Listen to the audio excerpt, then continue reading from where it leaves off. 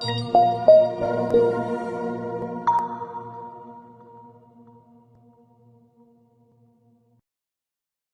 is a substantial risk of loss associated with trading forex, binary options, stocks, or equities, collectively, asset classes. Only risk capital should be used for trading. Trading in any asset classes is not appropriate for everyone. Past performance is not necessarily indicative of future results. No representation is being made that investors will make profits or will not sustain losses. Before trading in any asset classes, investors should consult with their professional broker, financial advisor, or financial consultant to determine whether trading asset classes is appropriate. Investors who trade in any asset classes should only do so if the capital used for this purpose represents funds that an investor can afford to lose without adversely impacting the investor's lifestyle. No trading strategy or methodology is without risk of loss. No trading strategy is risk-free, and no trading strategy can guarantee profits or freedom from losses. Investors risk losing the cost to execute any transaction, including associated commissions or fees. You should carefully consider whether trading in any asset class is appropriate for you in light of your investment experience and financial resources. Any trading decisions you make are solely your responsibility and at your own risk. None of the statements or materials in the Auvoria Prime chat rooms constitute a solicitation or recommendation to buy or sell. Welcome, Auvorians, traders of the world, to the Saturday before Thanksgiving in the U.S. software strategy session, and an occasional, but not today, ramblings and diatribes by yours truly, Steve Federal, on the mic. Hope everybody's had a great week. Volatility continues to ensue. So let me just make the screen a little bit bigger here and allow us to see more. All right. This is actually going to be a fairly quick cast today. Got a few things to say. I've said a lot over the last 3 or 4 weeks. If you have extra time working outside, golfing, you can always put me on just audio, pick up some good tips while you're taking care of other activities. Have old Stevie in the background, because a lot of times when I'm finished with some of the charts, it's just a discussion of how to run your mindset, put yourself in a risk management type of tone. My tone doesn't really change, albeit have thoughts on different things, but at the end of the day, it's all about your inner monkey, right? We can teach you the best chart patterns, and I've done that a lot over the last 2 years. It's been great to be at the helm here. We actually have an additional podcast coming out, sort of being an addendum to this. This will be more equities and just big macro focused in terms of retirement planning. So stay tuned for that. Be hooked up to our regular website for our company. It's firstdownfinancialinc.com. So now that I got the shameless plug in, let's talk about the news. So if you're paying attention to, there's actually other news out there outside of the fall of a crypto exchange and Twitter. There's other news out there. So it's called a holiday. And I suggest, if you have the ability, eat some good turkey or whatever you guys eat on Thanksgiving. I prefer a little bit of the honey baked ham and turkey and the German stuffing, and a couple of good glasses of red wine, right? Maybe some pumpkin pie to finish it off with some ice cream, right? And then you wake up Friday morning feeling fat and you go to the gym. So that's how it works. So in any case, news next week. Let's take a look. So, most of the central bankers, as I've been talking about, is a consistent theme of really sort of falling in line. It's almost like these guys all just take a cue of what's going on with Jerome Powell and the Federal Reserve, right? It's interesting how they're like, well, let's see what the Fed does. Maybe we'll do the same thing, right? So down in Aussie land, if you trade a lot, just know that Governor Lowe speaks. He's actually a really good guy. Same thing with, monetary statements are going to be all day. So anything related to trading this, I would just wait till after these news events. Now remember, this is the news that is Eastern time, right? So you're going to want to adjust these for your time zone. Obviously, you're going to want to make sure you have the week ahead that we're looking into. So I think this is going to be a considerable, at least in terms of the U.S., in terms of trading volumes, I think it's going to be a significantly less participation, if you will, week because of the holiday. I also think because, at least in crypto land, outside of Forex, it's almost like there's another shoe to drop, but nobody's doing anything that's like you first. So that's kind of why. I'll show you that chart, but I've already forked out tons of thoughts on that over the last couple of weeks. You guys know where I stand. I just haven't been interested in owning any of it, not even to the tune of 1%, because all it would have done is lose you money over the last year. So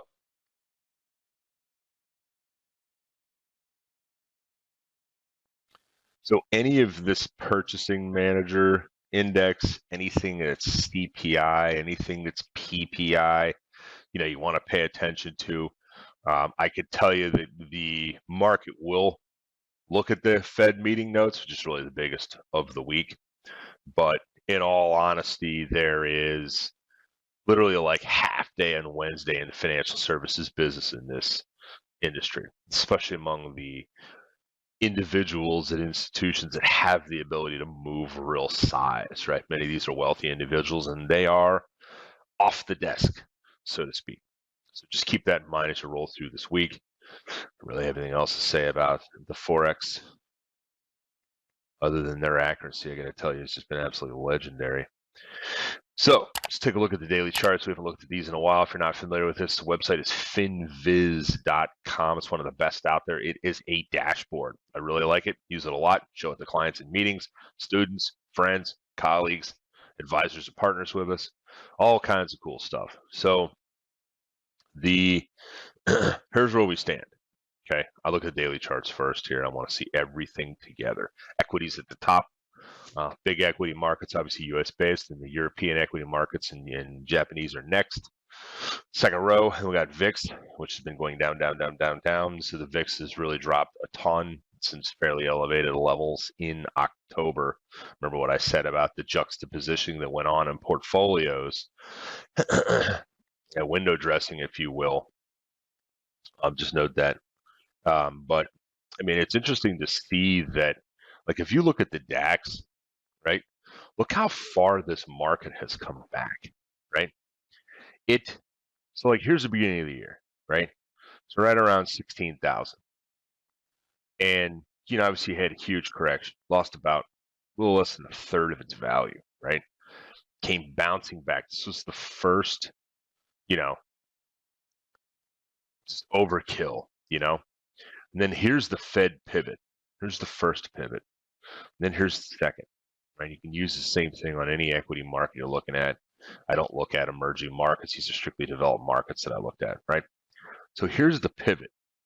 So it's almost like, yeah, they're taking a cue off the US. Yeah, I get it. A lot of the dollar has been declining because, and that just means for, will Ukraine stop dropping bombs? Although you never know with the Poland situation.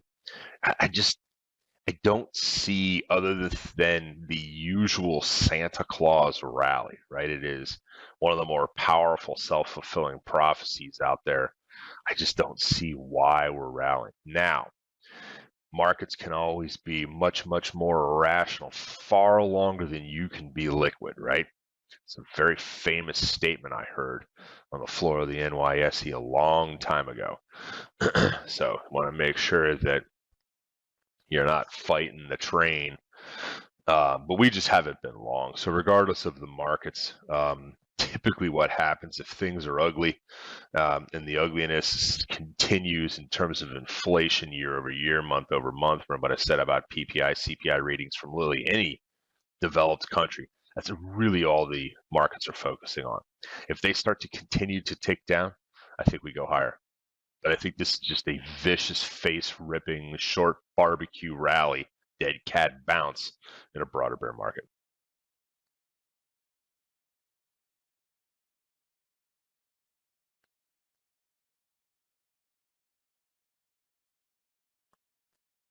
Oh, my computer's taking so long. Odd. Let me just do show the desktop here. Bear with me a second. I'll check something out.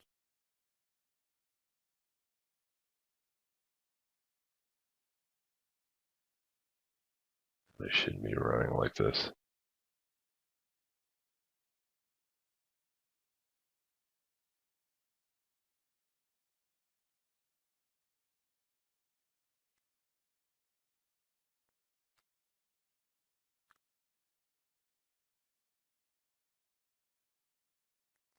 For those of you wondering what I'm doing, this is a system called Advanced System Care Pro.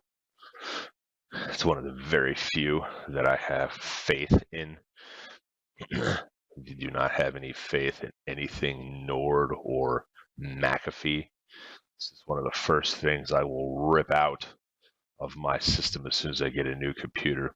So by rip out, I mean I just like remove all the bloatware from the systems once I first get it. So I think we should use, these guys have a tremendous scrubber. It's almost like a gaming mode type thing that they can put your computer in.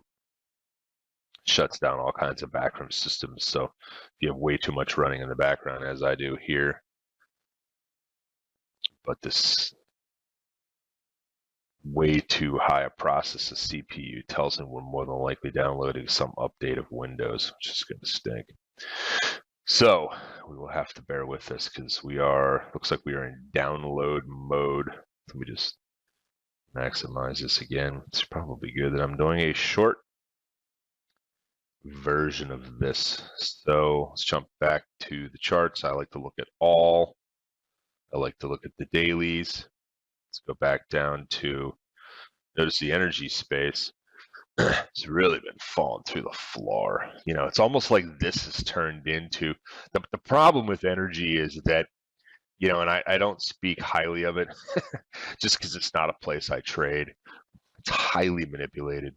And at any time OPEC or any other fracking type of organization, including the U.S., can step in and make some sort of comment or policy change by whatever governing body, that just completely wipe out your trade. I just don't trade it. But in the long term, the price of energy is a good tell as to what's going on. Just like I've talked about in the past, Dr. Copper, right?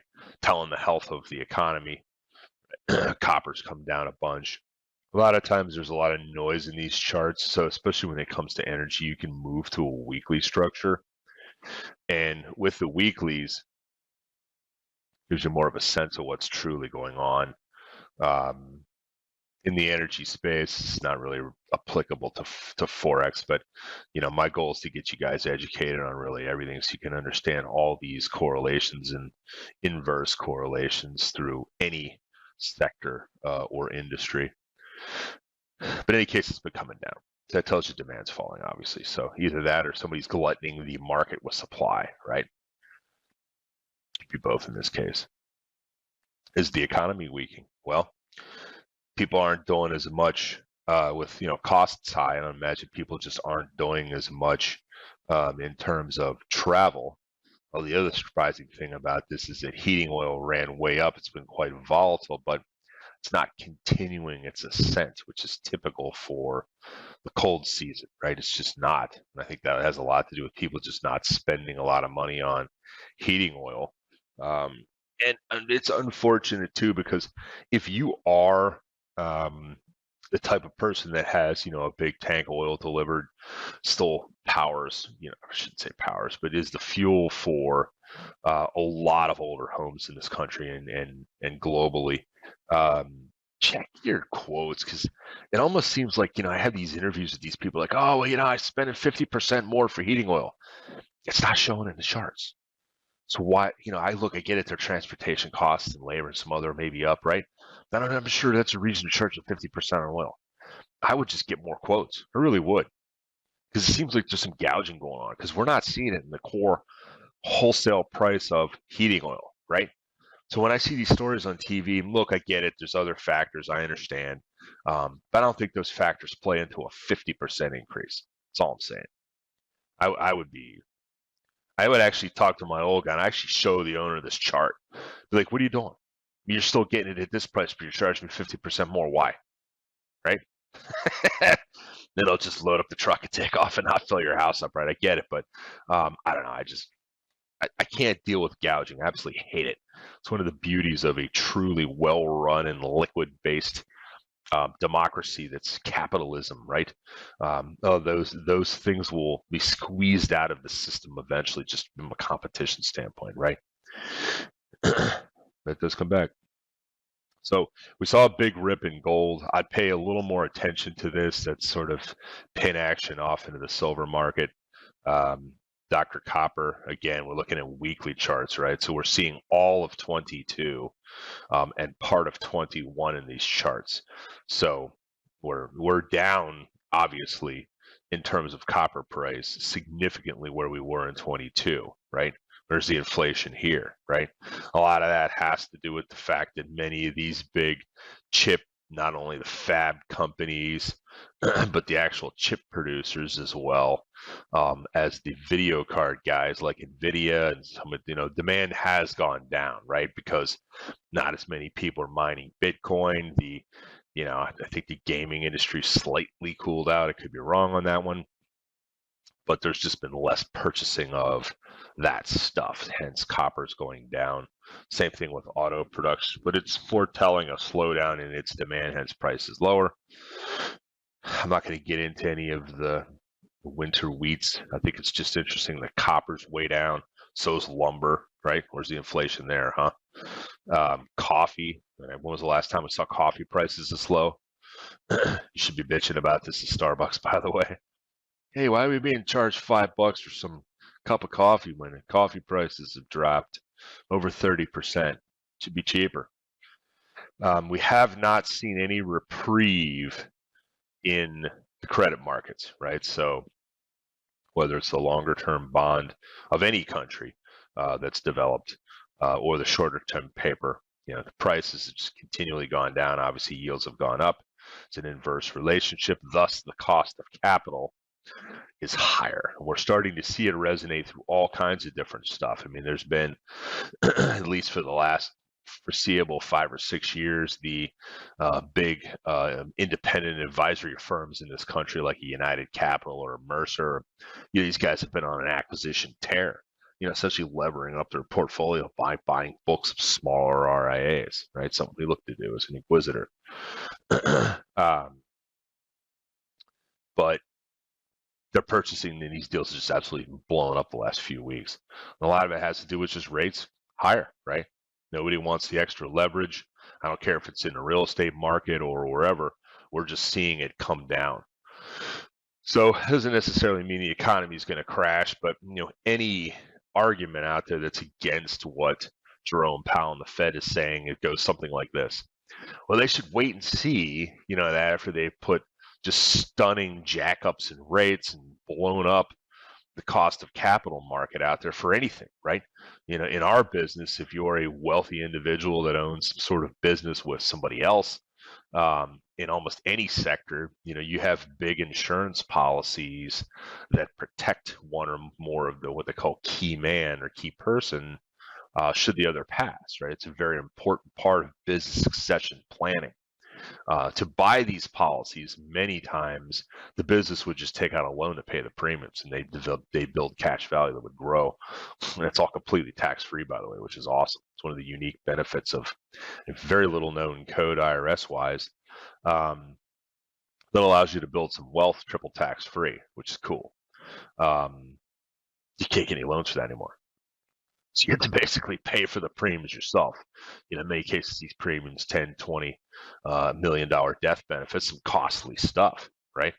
In all fairness, it is building an investment portfolio for the firm that can take care of employees from a death benefit. But, it was always better in the past when it was premium financed at rates of 2%. So if you can earn 6 to 8 on your money and you're paying 2, you have an arbitrage of 4 to 6 that is very attractive to the business, not only from a building wealth perspective that just happens to come with a death benefit to protect the key man, right? Now, many of these rates, were more favorable in the past. They're not now, which stinks. It's not the biggest sector of our business, but it is an exceptionally unique positioning that a lot of these big policies can get done. In any case, let's take a look at the currency markets, and I haven't focused this much on this. So if you're looking to buy a house right now, good luck. I would say, and this is not financial advice because I don't know your situation, but it's possible that the Fed will have overshot, and or the bond market will reverse. When they reverse, and or everybody kind of thinks, at least in equity land, they've already pivoted and they're probably wrong. We're probably going 20% lower in equities at some point next year. But if I'm right on all of that and you purchase a home right now, you're really going to essentially be looking to refinance. You could even do a 3-1 or a 5-1 arm on the mortgage and just pay interest, right?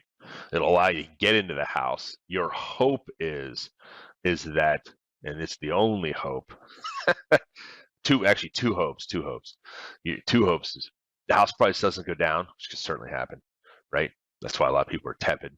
And two, that interest rates will come down, because then you're going to want to refi into either a 15 or 30-year fixed, right? Ideally 15. But even if you did a 30-year and you don't want to pay the 15 prices of principal and interest, you can still throw tons of payments at it here and there if you have the extra money, and still get a 30-year down to about a 17-year payoff, right? So all these books these knuckleheads have written in podcasts and all that crap I've just summarized in about 20 seconds. So that's the best way to handle it. I tell clients if they can, many people in this country, they're not going to move, because even if they have the money to, they get like a 2.9 or a 3.25 mortgage on it, whether it's 30 years or 15.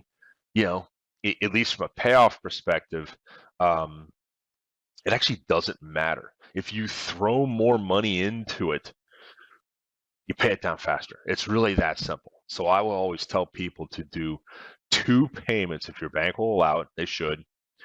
2 auto pays each month, right?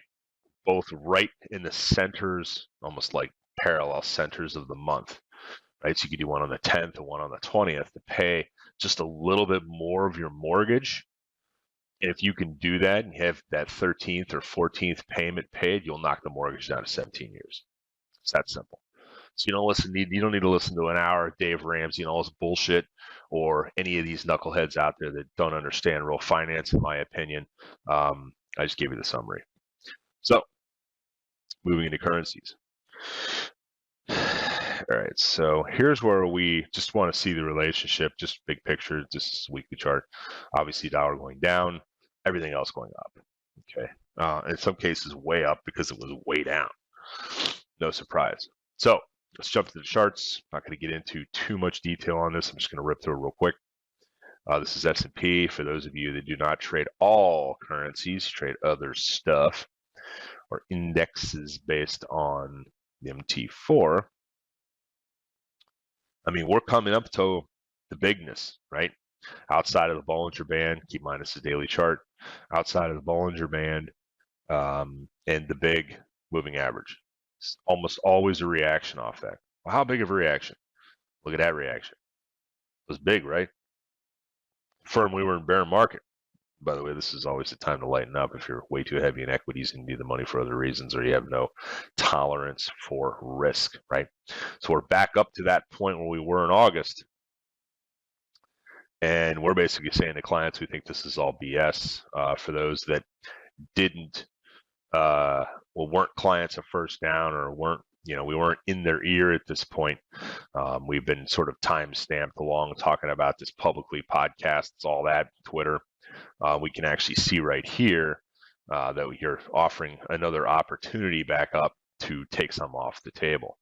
For those of you who have a really long-term horizon in front of you, if you can stomach another 20% decline and have more money to put in down there, you don't need to sell if you have capital gains on this, right? So good case in point, I bought, which is very rare for me in a bear market, I bought a bunch of NVIDIA in client accounts right around 113. The thing's absolutely ripped, which was, in my opinion, overkill from its $340 high price, right? I use NVIDIA as an explanation of what's going on in the semi and board land. Let's take a look at the chart because I think it's important. We'll get into some currencies. All right, so why am I lost here?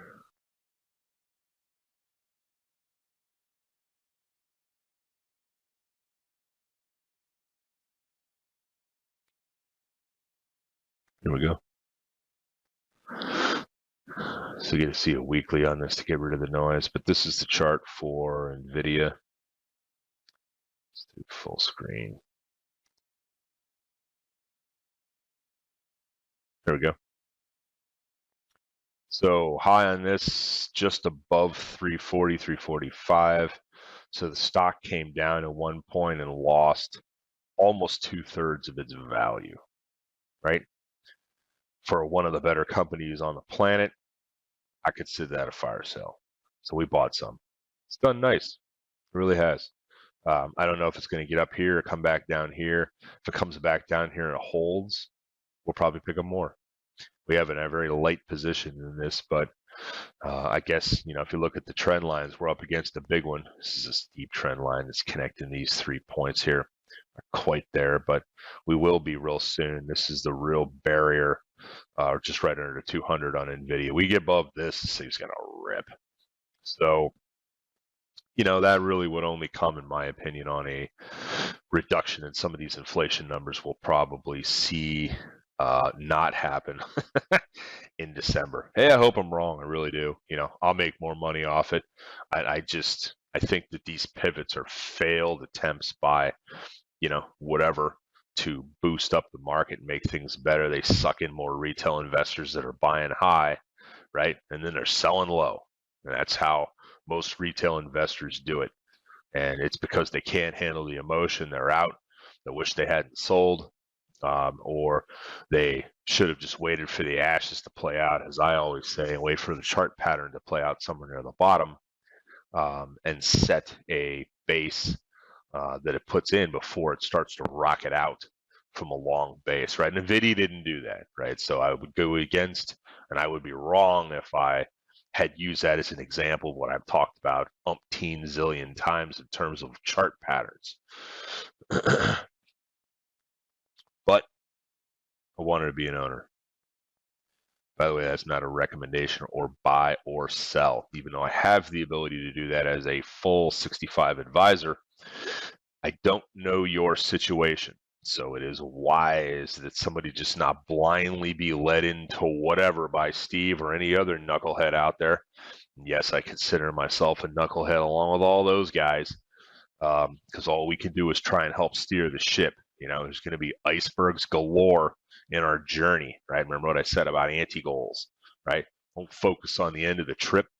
Focus on all of the problems that can happen along your journey, right? I use the example of canoeing down a river. This has been far, far, far more powerful in the building of first down than us saying, hey, we want to get to, 100 million, whatever the goal is, 50, right? In our case, it's 100 million is the goal of the firm, right? That's great and all, and everybody's cognizant of the long-term goal.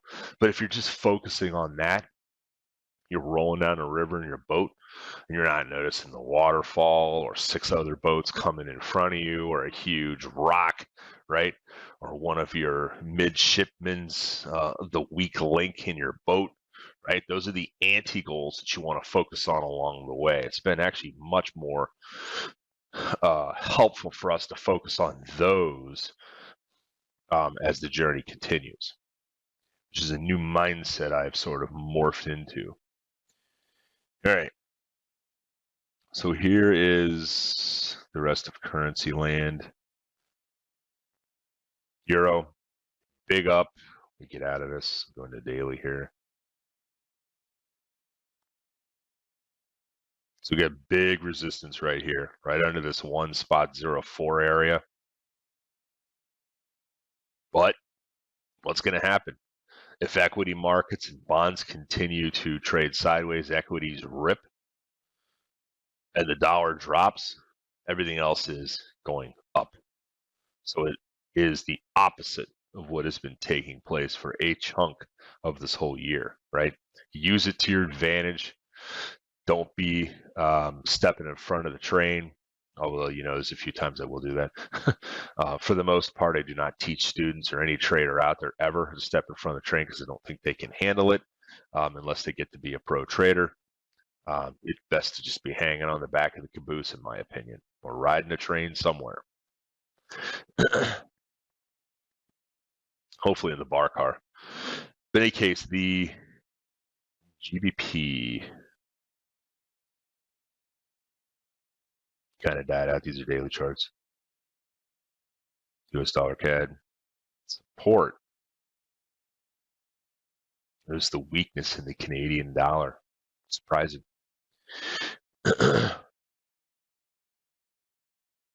obviously US dollar's come down, but it's been that great of a story for the Canadian dollar. Euro GBP.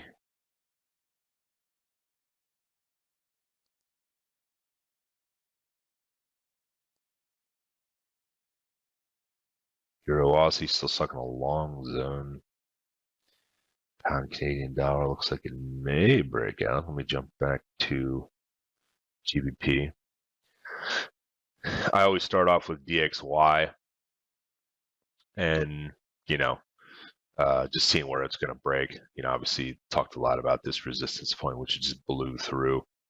This probably should hold pending any meltdowns in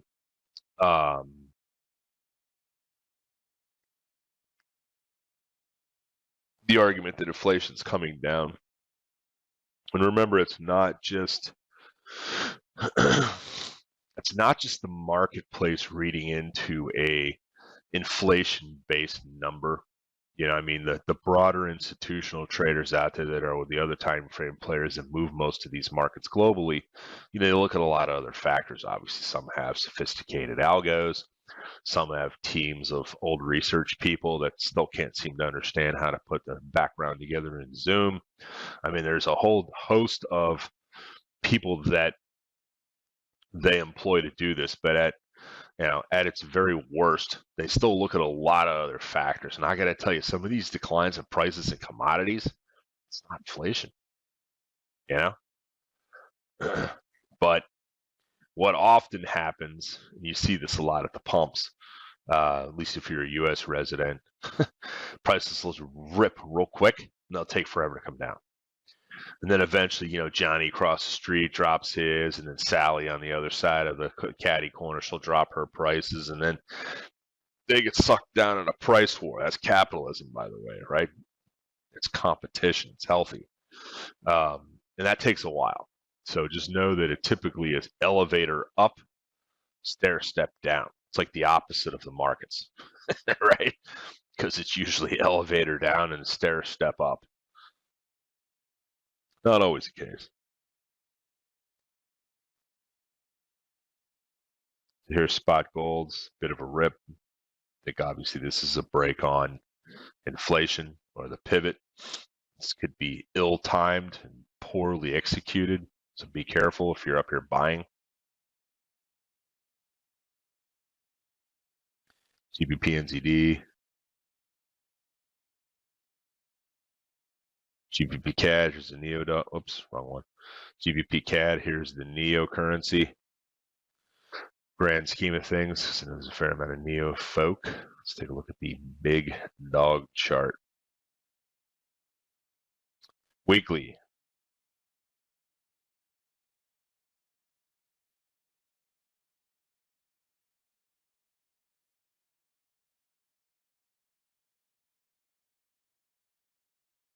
Telling me nothing. So we drop back to daily.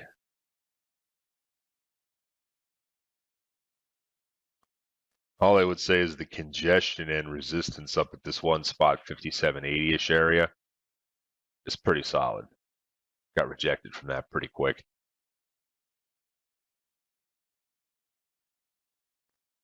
There's where everything almost fell completely apart in the UK for reference point. If you haven't remembered, or you haven't had a chance to see any of my podcasts in the past that talked a lot about how the mistakes that were made. Wrote a blog on it.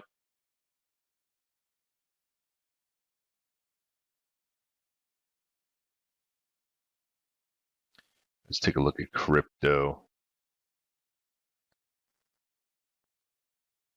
I view this to be a market where a lot of the biggest players out there are like, all right, we almost fell off the cliff, but we're still holding on, right?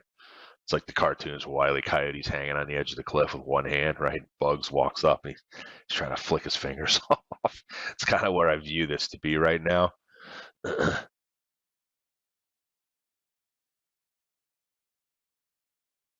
Good daily.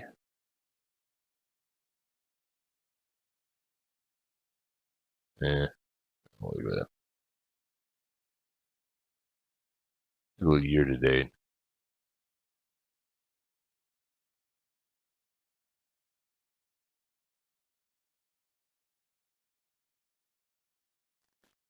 Anytime with this, I think the sad thing about this is you have a big event, right? Regardless of how you define the big event, you have a big event, and we have no rally, right? And then volume just dries up, right? This is that shoe drop thing. This is how you read this in a chart. Let's expand this out a little more. This is that shoe drop event. This doesn't necessarily have to be just on crypto. This could be a chart on anything, right? Now, if you are a long-term William O'Neill fan as I and or market profile, you would have been out of this a long time ago, like in January. But for those looking to sift through the ashes, right, this is actually a pretty decent base, right? It is not a bullish base, right? But it's a base. Spent some time, had a floor, right? And we blew through it on real high vol. This was just pukage, right? So then you had a rip roar and rally. Remember what I said about these puke events? If it's an incomplete auction, which it was at the bottom, you can tell just by the market profile chart if you know what you're looking for. We'll revisit these levels, right? As long as if it was a complete auction, these typically are not. They're waterfall-based shed type moments.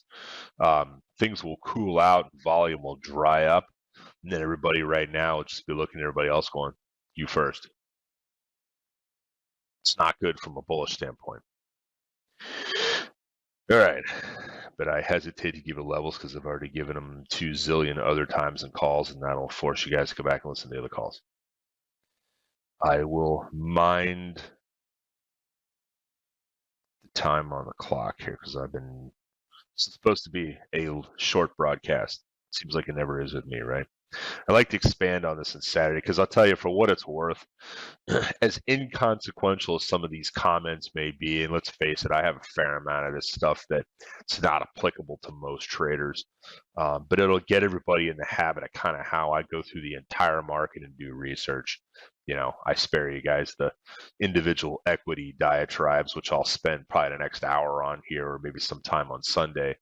But the whole idea is you want to be prepared for the next week, regardless of what you're trading, whether you're doing it manual or some sort of algo combos running it for you. You still want to know kind of what's going on, right? What's going on with central banks? What's going on with earnings, right? Doesn't necessarily affect the Forex markets, but it does affect the general flows, right? If the dollar is ripping, what's happening to what's happening to most global multinationals in the U.S. that repatriate the dollar, right? Their earnings are getting hammered, right? Because the dollar's going up. And,